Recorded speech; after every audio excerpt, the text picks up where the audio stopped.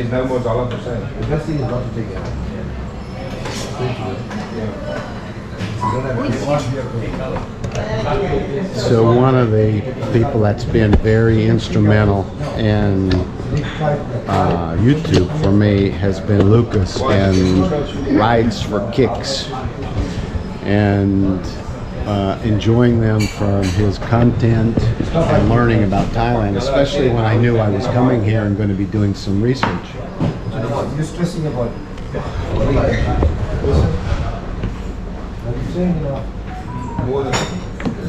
So, Lucas, where did you come from originally? My mother. No, I'm born and raised in Baltimore, Maryland. Right outside of Baltimore, Maryland. Okay, near DC. Very near DC, for about 45 minutes from DC. Okay, and you were.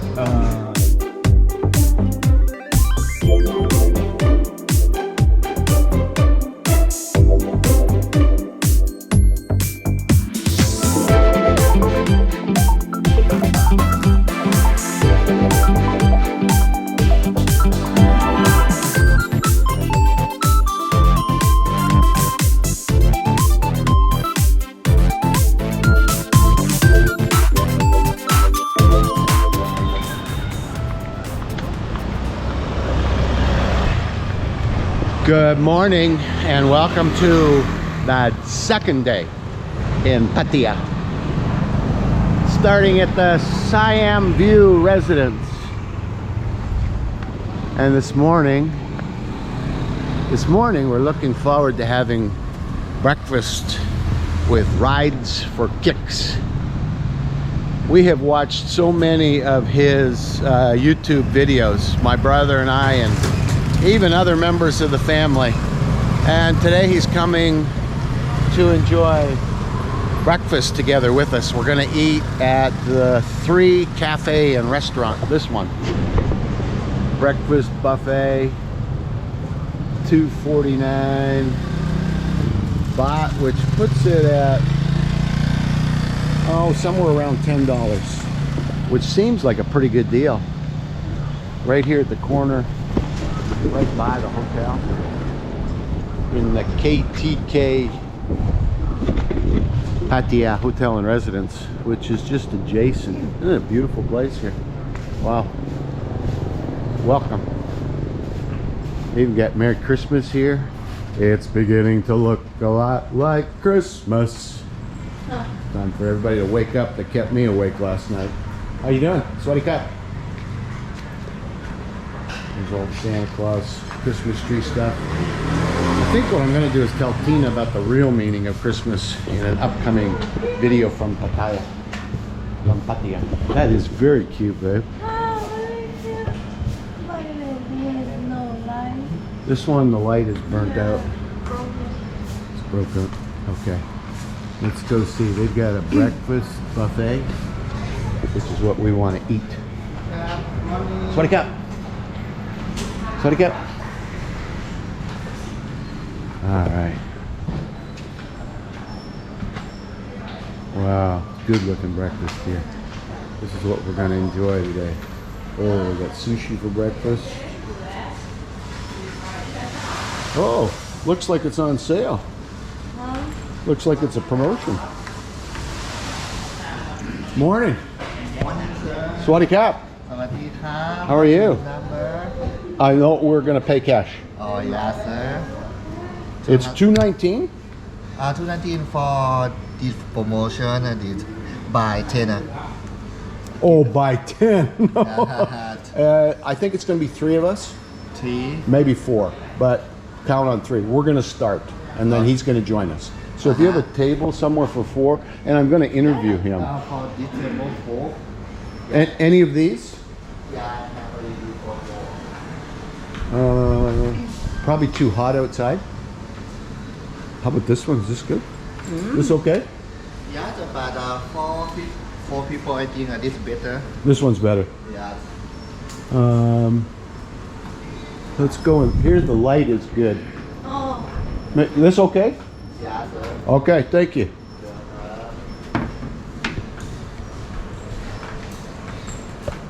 So this is They've got outside, but Outside is okay.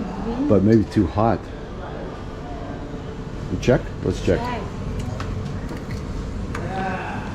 Saika, how are you? Oh, you got the egg station. Oh, babe, she's got pork noodles. Fish bowl soup. Egg menu. Wow, beautiful. Does it get hot out here? Do you want to ask her? Probably gets hot.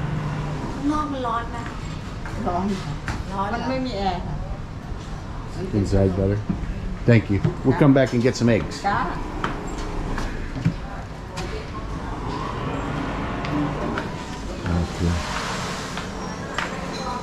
Wow, it's beautiful, babe. What a buffet. So we're going to start and enjoy some of the buffet, and then Lucas will join us. Looks exciting, doesn't it?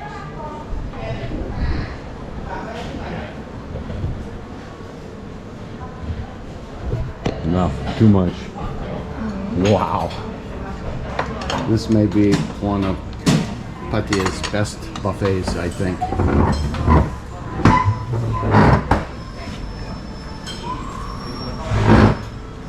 Potatoes, vegetables, there's duck. Oh, cup and cup.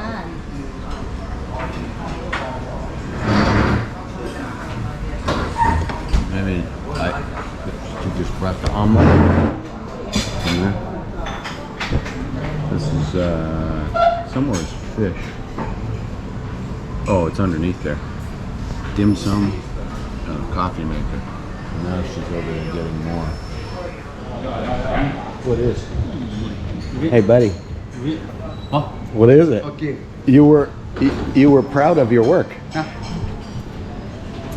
What is it? Tina, ask him what it is. It's okay. Yeah. She asked, what is it? ขนมปังหน้าหมูครับใส่กินว่าอะไร ขนมปังหน้าหมู ขนมปังหน้าหมู like this this ไทย Thailand เด็กขนมปังหน้าหมู Thailand fish. Thailand you can call ขนมปังหน้าหมู Kanon panom. ขนมปัง ขนมปังหน้าหมูลองหาใน Google ดูค่ะเพราะพี่เขาไม่ค่อยเป็น He's very proud of his work. Yeah. He's very happy of it. I like that. มันอะไรอ่ะแพนเบฟเดี๋ยวนี้แพน These are brain Pan. and Brain and- with pork. พอก Pork. พอกพอก Pork. And what part of the pork? Where? โนพอก The hand. Okay. Wow. Okay, we try one? Share? Share one? no I try I don't one. like I try one. It's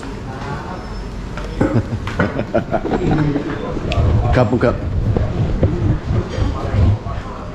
You know what this is? Yes, it's a pork base. Pork base. Yeah. Ah, he was so proud of his work. He was taking a video and I wanted to try it.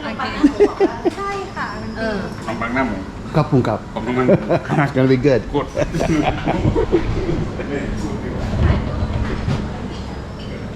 Let's try.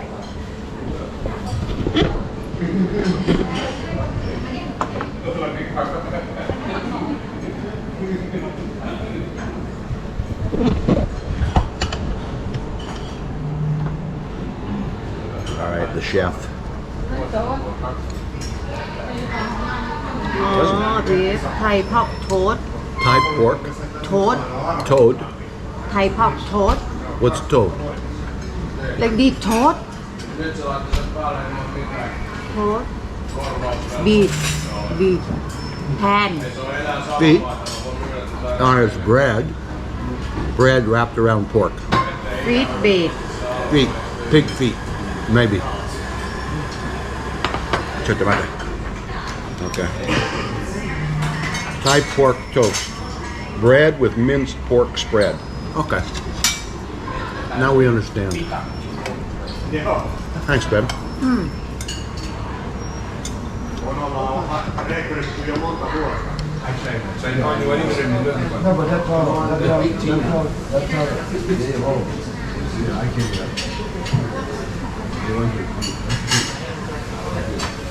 Tina, Hi. this is Lucas. Tina, Nice to meet you. his partner, he had to leave early this morning. She is Thai. Kola. You speak Thai, right? Help yourself and join us. Come on, this is all on us.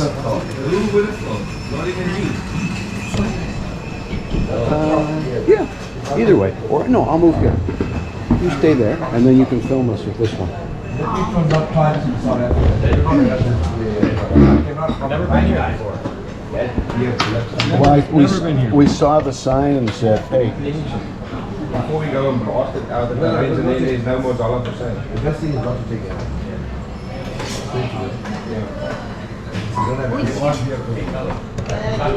So one of the people that's been very instrumental in YouTube for me has been Lucas and Rides for Kickz, and enjoying them from his content and learning about Thailand, especially when I knew I was coming here and going to be doing some research. You're stressing about it.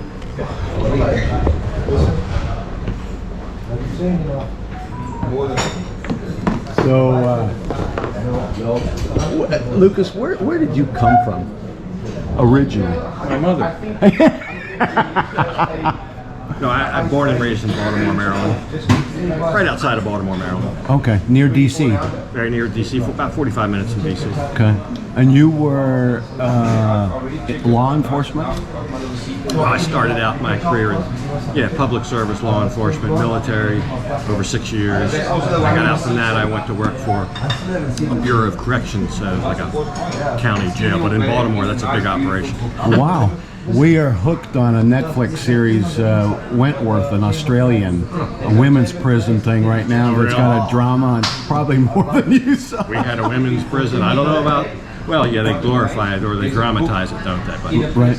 yeah, quite an experience. But I worked there about 2-3 years. Then I moved into what's called community correction or home detention. We actually started the program for youthful offenders, non-violent offenders, and we would take them home, put them ankle bracelet, started that whole thing. Okay. Did that for about another 3 years, and then they wanted to privatize that, and I said, well, I've had enough because I don't want to go back and work inside the institution.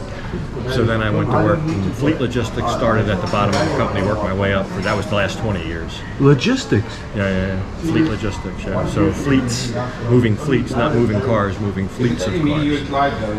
I remember, I've seen, I think, all your videos. My brother has as well. One of the most impactful ones was when you came and you were heavier. Oh, I used to weigh over 300 pounds. Yeah. And you went through a process of walking along the beach. Yeah, that's what I really wanted to do first thing when I got here. I wasn't even off the plane for 4 or 5 hours yet. I was already out on the walks. Well, thank you.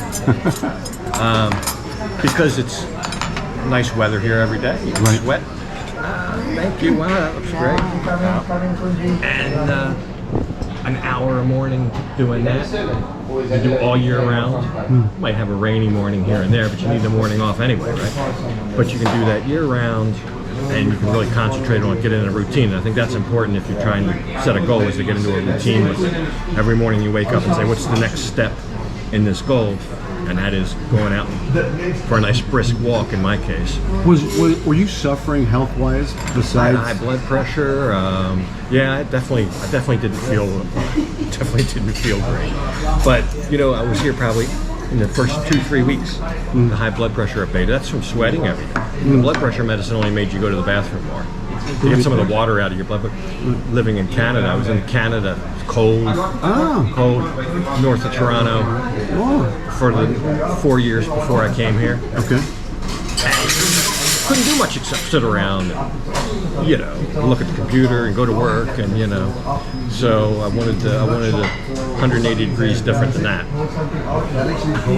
I think, as I recall, please keep eating. I don't know how much time you have because you're doing a beach series now on Rides for Kickz.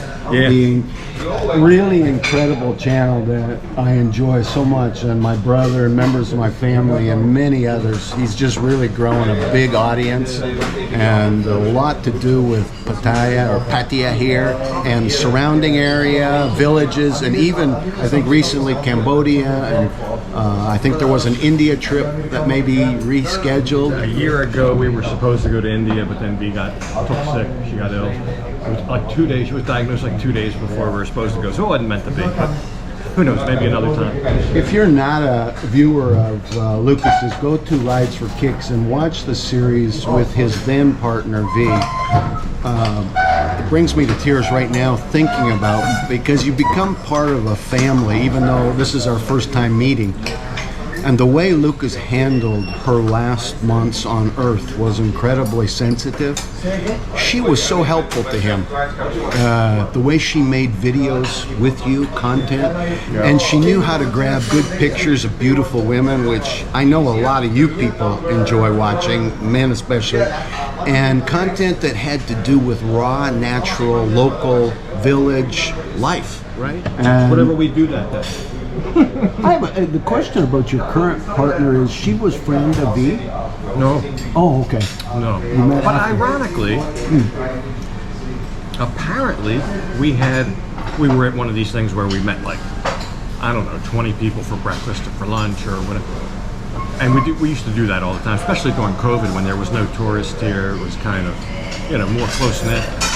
And apparently she was at one of those. She told me that. I'm like, I don't remember you, but I have been to a lot of those things where there's like, I don't really know everybody there. You just kind of say hi. Right. But I didn't recognize. But you guys have hit it off, and you're she's continuing in your She's whole great. way of operating. She loves to build things, make things.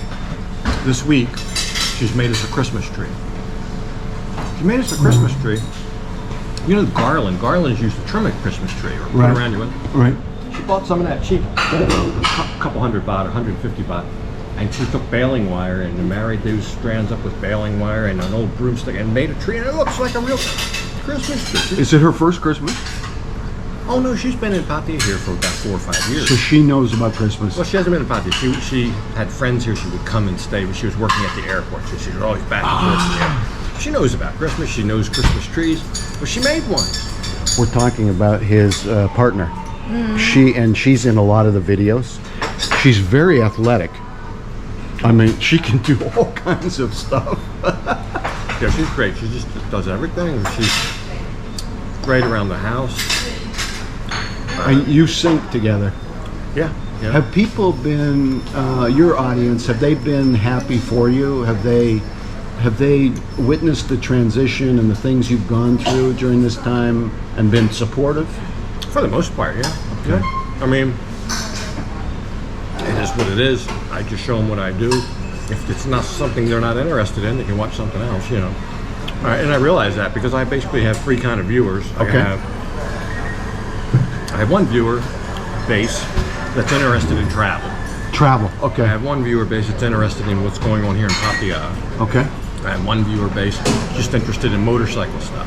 Ah, okay. That's a whole other aspect. Okay. So I understand that, and I try to mix it up and vary the content, but that's easy to do because that's kind of what I really do, So I have various interests, and that kind of bleeds over into the channel because I just want it to be whatever I do that day. I don't want to make it a certain niche, and they tell you that. They tell you to do that at YouTube. They say, "Oh, make a niche." Well, when you left law enforcement and then 20 years of fleet management, fleet work, and came here, health was a part of that factor. Was YouTube then in your mind something you were going to be doing when you got here? No, it was in my mind a little bit because I used it before I moved here. Okay. I was going to move to the Philippines. I was also have to move to the Philippines. I never could make peace with it. And then one day, I had been here in the 90s, early 90s, all through the 90s, had a Thai wife 30 years ago. You had a Thai wife? I had a Thai wife back in far as 1993. Interesting. 1993, but in 1992 we were kind of dating. I had met her in Germany. She said, I've got to go trip to see my mother. My mother lives in a suburb of Rayong. And I said, well, I'll go. It sounds like really cool. I got 60 days of terminal leave to use from the military. Okay. I said, I'll go. That sounds like an adventure. It was. It wasn't. And then I ended up taking her back to the U.S. We ended up coming here every year. She bought a house out there on the beach. But anyway, we subsequently got divorced around 2000, year 2000. Oh, okay. And I started going other places. I was going to the Philippines, Hong Kong, China, the Caribbean.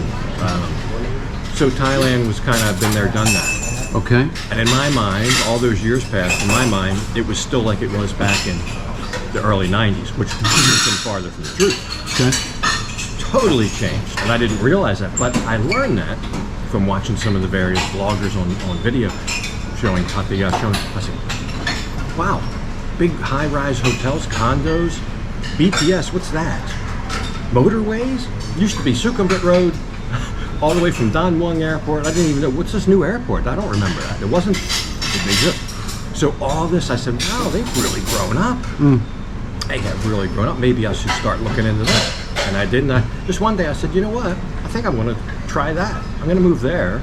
I remember some Thai. I used to speak pretty good Thai when I was a youngster. And come here when you're in your 20s, you pick it up much quicker than at our age. Trust me.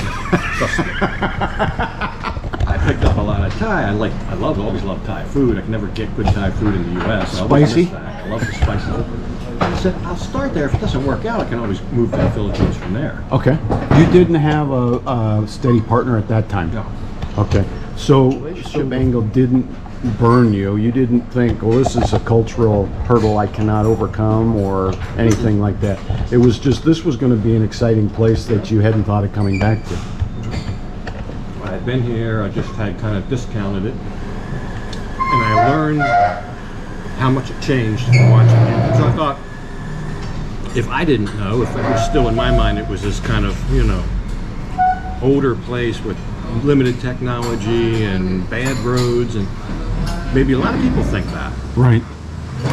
Right? But it's a whole new deal. They have grown this country exponentially in the last 30 years. No, I can incredible. fully attest to what you know far better than I do. This is my first time here. Oh, really? And when we came in yesterday, at first it felt like an extension of Bangkok. We're up in north of Bangkok in Pattaya Thailand and Rangsit. And the people are good, the food is good, the values are good. It hasn't been tainted yet by the negative side, in my opinion, of some of the negative tourism that affects, some of the downtown area of Bangkok, for instance. Mixed bag everywhere in the world. But when I came into this area, I thought, it just feels like an extension. But after we got settled and did the tuk-tuk down the beach road, and Tina's well familiar with this area, she spent time here in the past. I said, this is one of the most beautiful places in the world. 116 countries. Still a lot, wow. I think I've been to 23 or something like that. Yeah. Yeah, I know, but I wish I'd been doing this YouTube thing. And as I'm listening to you and your stories from the past and your Thai marriage and all, I can imagine if you'd been filming way back then, how much more content you have. I only have a couple, old, grainy photographs from my first trip here. There wasn't cell phones and GoPros, and there wasn't any of that, right? I had a little Instamatic camera. But I really wish it would have been so cool to have some good video, because it was so different. People don't believe it. And I know people that have come here way before I did, in the 80s. Right. I have a viewer base post-Vietnam War in the early 70s, mid-70s and 80s. And it's just, wow. I think the big catalyst, though, was the internet. And a lot of the people that you'll meet that live here, they came here subsequent to that. 04, 06, 08, 10. There are a lot of internet type generation residents and tourists that found out about this because of the internet. And I think the internet is what caused this to blow up. And there's more information available. When I came here, the only information that was available was a library book. Photos Travel, Southeast Asia. There was about 3 or 4 pages on Thailand, and half of them were ripped or had graffiti drawn on. There was so little information. Now there's an infinitesimal amount of information, and it's at your fingertips, and that brings people here. So I think you must be loved here by the local Pattaya government and BIAs and business associations. There's no doubt I bring people here, but that's a good thing. before asking why you now feel this is such a great place, because you obviously do, because you're here and you promote it as one of your 3 focus areas. How did you get into the YouTube thing then? Why did you start making videos? I had bought a camera like that GoPro. Okay. Before I left, because my intention was I wanted to lose weight. So I knew it was a beautiful country, and I've been here 30 years ago riding around on motorbikes. Okay. And that's what I wanted to do. I wanted to ride around on motorbikes, and I said, these new cameras, these motion action cameras, right? These action cameras are great on a bike. And I said, I can put one of those on my helmet, go everywhere, and I think that would be cool. Had nothing to do with YouTube. I just wanted to capture rides and look at stuff. Very sturdy, lightweight, little camera that can pick up high speed, you know. So I had that, and I used it once in a while, and I thought, well, maybe I could put this on YouTube. So originally, that's what I wanted to do. I just wanted to ride around on the bike, and I thought it's not really entertaining the people. It might be to some, but for the masses, they want a story. They want a connection. They want a personality. So you have to kind of evolve, and it evolved into just doing a daily, whatever I do that day. You know, so normal life for you. Yeah, I think people like that more, and the catalyst for me, I guess, understanding that, I understood it a little bit, maybe not to the extent, but was COVID. Because when COVID hit, people would actually tell me, "Hey, we can't come here. It's really cool seeing what you do every day." I'm like, you know, I guess there's a market for that. So, and that was true. Nobody could at one point. Nobody could come here, even if we were abroad and wanted to come back, couldn't. That was rectified soon enough, but then they had different programs. But eventually, there was a trickle of people back in. But for a while there, nobody could come here, even if you wanted to. Apart from my being, you know, I've spent my life helping good small business owners, and in the beginning, it wasn't so much good small business owners; it was just who would pay me, and who would give me equity or paper. And so I learned a lot of lessons, and why today I say I only work with good small business owners. I also am interested in the one individual that we can make a positive impact on their life, even through this conversation we're having now. So somebody is thinking about joining the YouTube bandwagon, and you've got, you know, anything that captures audio and video, a GoPro, a camera, a phone, or whatever. What kind of things, as you kind of reflect back on your beginnings, did you hit as struggles, as roadblocks, as times when you said, maybe this isn't for me, or was it just smooth sailing once you decided, hey, I'm gonna tell a daily vlog, I'm gonna tell a daily story of my life here, and you just began, you created a channel, and it's been kind of an upward trajectory. Well, there's like, I didn't realize everything that was involved when you get into it. Okay.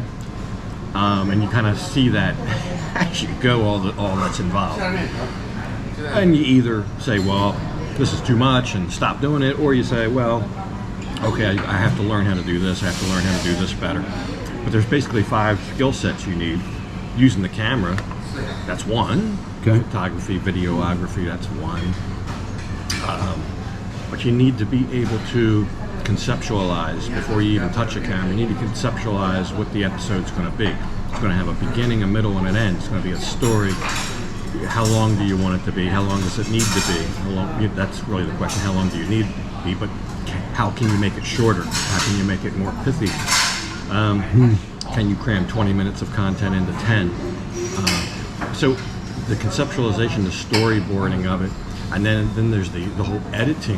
That's the most daunting part. It was for me anyway. This big new software and how to present it and all the different things it does. And nobody, I don't think, just sits down at one of those and is a pro. I know a guy that's lived here many years, and that's what's his background, video. And this guy's, he's like a superhero in video editing to me. Really? Can you say his name? Yeah, his name's Martin. He does a Sunday show live with my other friend Nick at their bar on Soy 7. But he has a TV and video production background. But for a normal person without that, right, it's a lot to learn and a lot to learn. So you got all that, and then you have all the post-production stuff. You know, what are you going to title your story? You got to make a picture that kind of encapsulates it and it makes it engaging for people that want to click on it, because they got about a billion other things they can click on. Why would they click on yours? The title and the picture have to kind of coincide, and there's a little bit of synergy and magic there that makes people say, yeah, interesting enough that I want to click on that. And then there's all the things after the fact, engaging with the community, comments on the videos. You might want other social medias. In fact, starting out, you need other social medias, Instagram, Facebook, things like that, to bring viewers to your YouTube. Once you get into it, you might want to bring viewers from your YouTube to your other social media to engage with them more easily. You know? So it's a whole thing. There's 5 skills. So the first one was your camera, learning how to use the camera, and the Just next making one decent looking video, yeah. was conceptualizing a story, the beginning, middle, and end. The next, I heard you say, engaging with the community as you put it up. Well, what are the other 2? Because this is Editing. helpful content. Editing. Editing stands alone. That's 3. Okay, editing is 3. Then Post-production is 4. Post-production. Oh, the engagement is last. Engagement is last, because kind of in order from starting out with your camera. Okay. Really, the storyboarding should be first, but you know, everybody just wants to pick up that camera and go out. Go and make videos And then say, well, what kind of story can I tell with this? without a lot of thought. You're right. There's people that do that. But people that are very good at that, they just go out and just film everything. Right. Come back, lay it all out, and say, what kind of story can I make out of this? Right. You know. Is that the most important part? The story that you find within I don't know or that plan on? I don't know that there is a most important part. All 5 of those are very important. But I think the story is, if I had to rank them, yeah, I'd probably put that at 1, 2, or 3. It's definitely in the top. If without a story, you might have the coolest thing in the world. Maybe that's a 30-second video or 1-minute video to see something. You know what I mean? And they have all these shorts now, and I scroll through them, and all the platforms have these little 30-second, 1-minute videos, and sometimes it's just something. Other times I'm like, wow, look at that, that's really cool. Yeah. The other day, yesterday, I saw one. It was here, a Thai creator. And here's this little girl. Couldn't have been more than 2 years old. Right. Toddler, maybe not even 2 years old, with a great big snake in her hand, walking into a shopping mall. And it looked like the snakes that got into my motorbike. I knew they were nasty, and the snake was just kind of along for the ride. And here's the mother tracing her. Somebody took this video. You know, here goes the mother chasing this little toddler down to rescue protect her. her? The kid just saw it, grabbed the snake, walking around, not even looking, just I mean, to me, I looked at that, I said, it's incredible. But that's a 30-second video. You know, a 40-second video, whatever it is.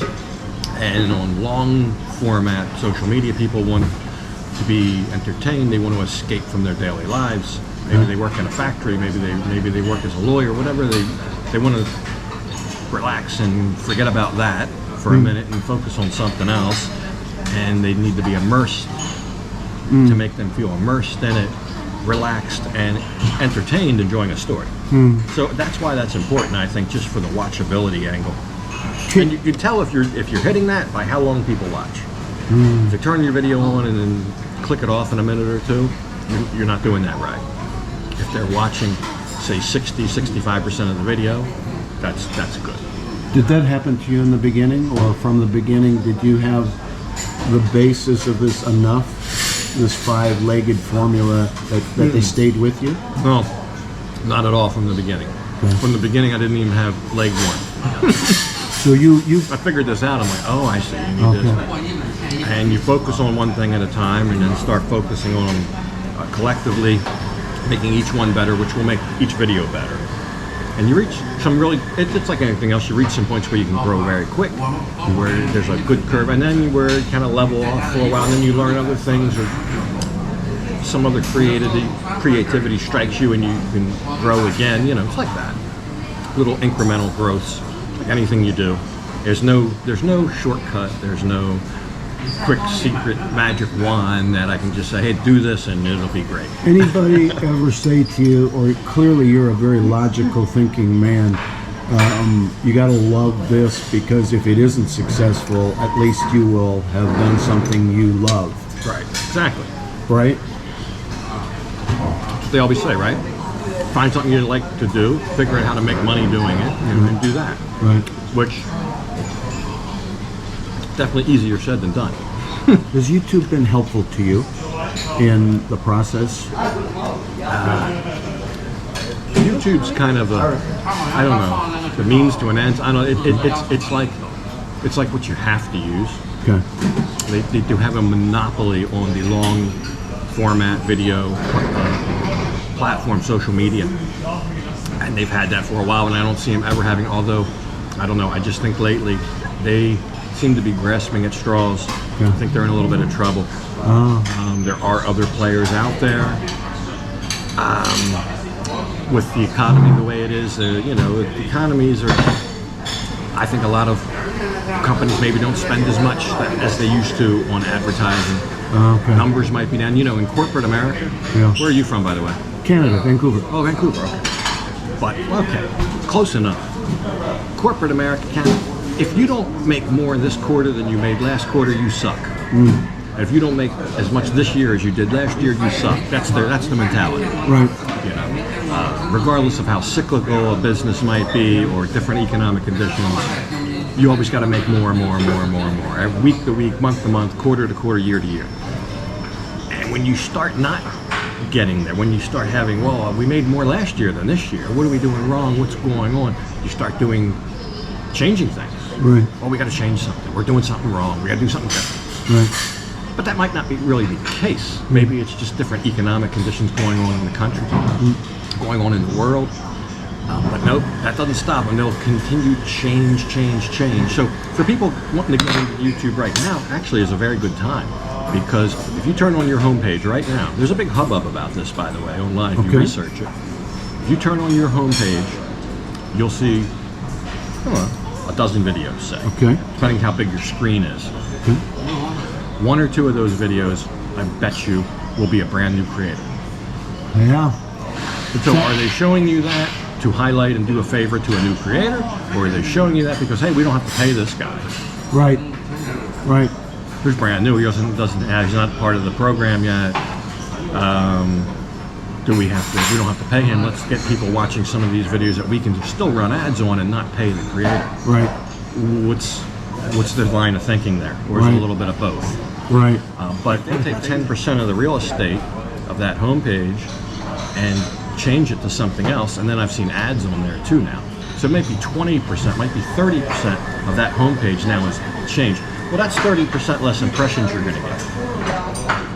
Theoretically. I wonder about the legality of actually making money off of a content creator that you're not sharing in the revenue. I wonder if there is could get worse a than class that. action coming. It could get worse than that. It could go as far as something very innocent, where you're saying, oh, we're going to start highlighting new creators to give them a leg up. Or it could be, it could be downright fraud. It could be, we're going to only show 1,000 views when it was 5,000, or whatever. Because you never know. It's your word against theirs. There's a whole gambit of things it could be. Right. But if you are used to anything in corporate America and been in these meetings and know how these people think about numbers and their metrics and hitting their numbers, you'll know that a lot of creativity sometimes goes into what can we do to make these numbers better. Have you felt in any way limited or restricted any of your content, anything you could or couldn't say, could or couldn't do? By YouTube? Yeah. Not really. Well, a little bit. But you got to understand with them, they have some very big advertisers. Right. They've got the guy that sells bubblegum to 13-year-olds, and then they've got Ford Motor Company, they have Mercedes, they'll have Jeep, whatever, selling cars to adults, right? The guy selling the bubblegum's not getting charged as much for the ads as Ford Motor Company. Right. But the last thing they want is a call from one of these big sponsors at YouTube saying, hey, I saw my Ford trucks being advertised on this guy's video where he was, where he was puking up from a beer bottle, or whatever. Yeah, it can be crazy. Yeah, I get you. They don't want that call. No. They can fix it in a minute. Right. But the horse might have already left the barn. They don't want that call. So they build in all these metrics not to get that call. So these top tier advertisers will go on top tier videos. If you're selling bubble gum, okay, that can go with the guy yakking up the beer bottle. Right. See what I'm saying? Selective positioning of their They have it all products. figured out, and it's also driven by demographics and geographic location of the target audience. So if it's the U.S. males 40 to 60, 45 to 65, whatever, that's one demographic. It might be, oh, okay, well, we want teens, or we were selling makeup. We want, late teen females. I'm not going to show makeup to a 50-year-old guy. I'm going to show it to a 15-year-old girl. Right. So they figure out the content they watch and they market that. And generally speaking, that advertising is a lot cheaper than the big money demographic is males 45 to 65. That's not me. That's the figures. That's the statistics. Right. So the big money, the highest cost of advertising is to those. So which happens to be my demographic. Right. Okay. So you're well aware of the trends and of So what I they're doing. understand that. Yeah, if I did a gaming channel or if I did some other skateboarding channel or something, yeah, you can get away with more because you're going to have different advertisers that are paying.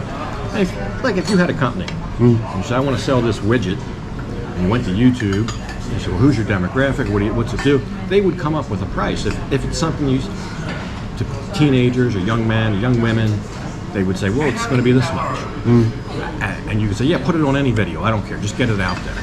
But if it's going to be a higher end product, you say, it's only, people 45 to 65, demographic, East Coast of the U.S., whatever. They're going to say, well, that's a higher bucket. So you're bidding on that advertising, basically. You're involved a little bit, or maybe more than a little bit, in merchandising. For instance, I've seen you repeatedly in a shirt shop here in Pattaya, who seems to be a good friend of yours by now, and you make a great line of shirts and maybe clothes in general. He makes these shirts. Okay. But I went to a local factory here, had like a YouTube themed shirt made. Okay. By popular request, so many people said, where can I get a shirt? You should be selling shirts. So everybody else sells shirts. Why don't you sell something? I'm not a shirt salesman. I do videos. I said, okay, I'll figure it out. If you want a shirt, I'll make one. So great company here. They make all kind of promotional shirts, whether you work in a restaurant like this, maybe for the waitresses to wear. Okay. And they print them up, and it's a really neat process, and it's light material, which goes good here. They make them up by the hundreds, but I don't want to sell them. I can't ship them. This guy sells clothes. He's a professional haberdashery guy. Tailor. Tailor, right? So I said, he can sell them, and he makes my clothes. So many clothes I bought when I first got here. You see the shirt, 200 baht, 300 baht, looks great. Right. You get it home, you wear it, and then you wash it in cold water, hanging out to dry, and it still shrinks. And it's all wrinkled. It's so wrinkled you can't even iron it. Some of these clothes I buy I've only worn once. His clothes never wrinkle, wash, hang them out to dry, no wrinkles, no shrinkage, and they last. I said, I'd rather pay 600-700 baht for a shirt and have it last than 300 baht for a shirt and have it something that I can only wear it once. So, and also, you're getting a tailor fit because the sizes here are all over the shop. Yes. You might be a 5X in one store and a 2X in the other store. Right. It's all over. So you can never just say, oh yeah, give me a 2X. You get it home and it's like, it doesn't fit. Right. It's like a tie size. It's some kind of... So he's selling for you, or you are selling online now? He sells. So okay. The only place you can get one of the shirts is at his store in the Night Bazaar. Okay. You walk in. Night Bazaar. The Night Bazaar. Let's see if we go see that. The Night Bazaar is a great big, it's got like a half moon type roof. It says Night Bazaar right across from Central Festival. The Hilton. Okay. Right across the street. And it says Night Bazaar, but they're open in the daytime. Okay. I don't know why it's called Night Bazaar. Ah, okay. It's open all day. We can go this afternoon. I'm going to do another video, I think later today, with a fellow Canadian, Johnny Tellum, who owns a gym here and does the Muay Thai thing, and is a fighter. Cool. And I got one more question, and then anything else you want to talk about, because I know you're busy. When I started this channel, and I've really enjoyed, this has been a highlight of the trip, to meet Lucas in person, somebody that for several years now we've been enjoying watching his content from here in Pattaya, or however you correctly say. My brother was the one that inspired me to start just making videos, because I was living in Japan, as you know, came back to Vancouver just as the world shut down. And I'm still just making videos without a lot of thought, because I really just want to inspire people. I want to talk about travel, and I want to talk about helping that one good small business owner that maybe just needs to make another step forward. Here, Rides for Kickz deals with travel as a focus point with this beautiful city, which I've really come to enjoy after just one day, and the whole area of motorcycles. Whenever I interview somebody, I ask them 3 questions. Where did they come from? How did they get here? And this last question, what's your dream? So that's the ultimate that's the easy inspirational point. That's the easy one. In fact, it says it on my shirt. I'm living the dream. This is the dream. That's kind of a saying that a lot of people say here. You know, oh, you're living the dream, and we say it even sarcastically. Like, there's guys here with families. They Right. got young kids. They're changing diapers. They're fixing flat tires on the side. The things that you go through in everyday life, the things that suck. Yeah. And we always kind of say that, you know, you got that kid with the dirty diaper, the car with the flat tire. Yeah, living the dream. Living the dream. Because just to a lot of people that don't live here, they think that living here is, oh, that's it, that would be the dream. But it's just like life anywhere else. You had the same things to contend with that you had in Vancouver. Yeah, You don't have the cold, right. you know. Vancouver's a beautiful city, by the way. I loved I was there. I love the fact that you can go to the beach, go sailing, and go skiing in the same day. It's like, Absolutely. It's an incredible place. It's the most expensive place right now in the world in terms of rental. yeah. It's a We had little a over place in- 3,000 Canadian for the tiniest bed, a closet. I had an office in South Surrey. Oh, yeah. But Delta. lovely city. Lovely city. It's an incredible place. And you know, the one thing I've come to love about it, during the COVID, where I couldn't travel because I wouldn't, for me personally, I wouldn't play any of the games. I just wasn't going to participate. It was okay. Family members are on the other side of things. It was okay. But I wouldn't until freedom came back. And the world came to me. And my brother wisely said, make stories and see what happens. And we have such open immigration policies that people flooded for school and for other reasons from That's all true. over the world. And I could just simply go ask them 3 questions. Random strangers in Vancouver, a bustling kind of small area. Oh, but a very diverse area. I mean, all the different ethnic groups. In Toronto as well. Yes, But they bring with them great food and restaurants. absolutely. And common sense so often. This common sense. Lucas, thank you, man. I really appreciate this time. So And how long are you going to be in town? Sunday. Sunday we're going to go back. Go back to...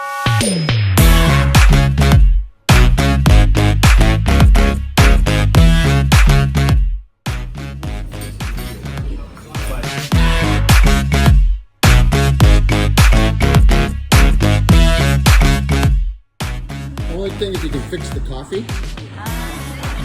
Beautiful people. Beautiful to go to the first floor.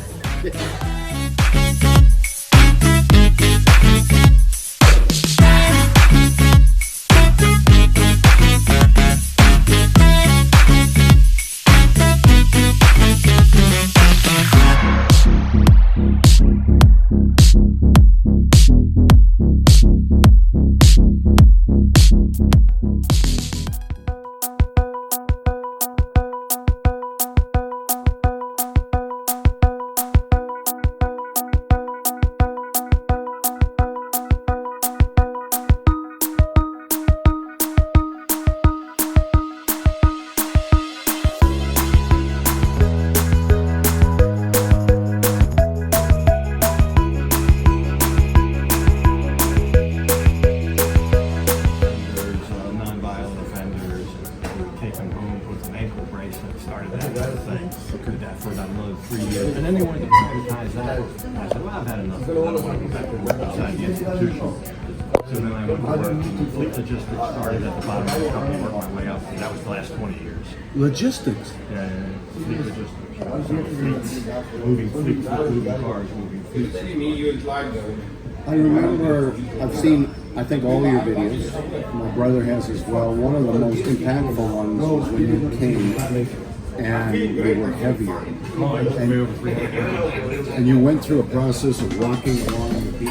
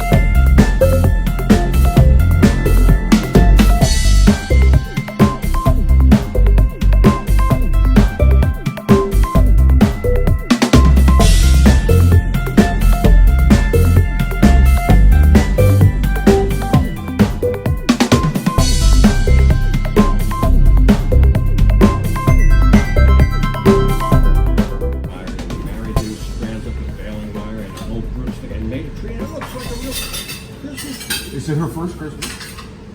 Oh no, she's been in Pattaya here for about 4 or 5 years. So she knows about Christmas. Well, she hasn't been in Pattaya. She had friends here who would come and stay. She was working at the airport, so she was always back and forth. She knows about Christmas. She knows Christmas trees. But she made one. We're talking about his partner. She's in a lot of the videos.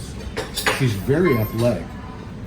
I mean, she can do all kinds of stuff. Yeah, she's great. She just does everything. She's right around the house. You sync together. Yeah. Have people been, your audience, have they been happy for you? Have they witnessed the transition and the things you've gone through during this time and been supportive? For the most part, yeah. I mean,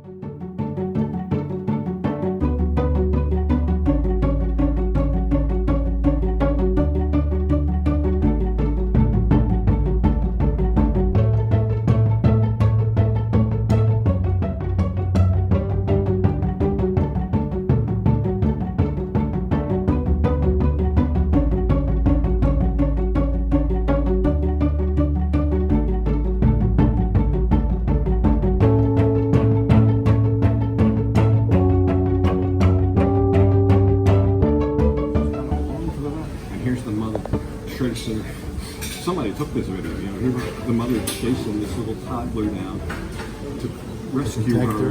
The kid just saw it, grabbed a snake, walking around, not even looking at this. To me, I looked at that, it's incredible. But that's a 30-second video, or a 40-second video, whatever it is. And in a long format, social media people want to be entertained. They want to escape from their daily lives. Maybe they work in a factory, maybe they work as a lawyer, whatever, they want to relax and forget about that.